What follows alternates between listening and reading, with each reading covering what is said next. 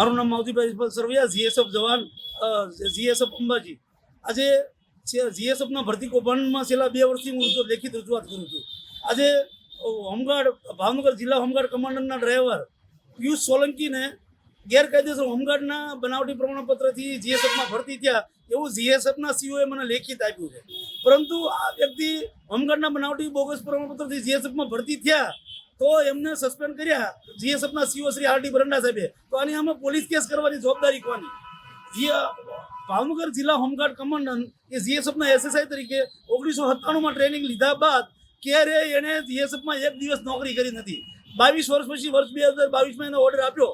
કોના કહેવાથી આપ્યો?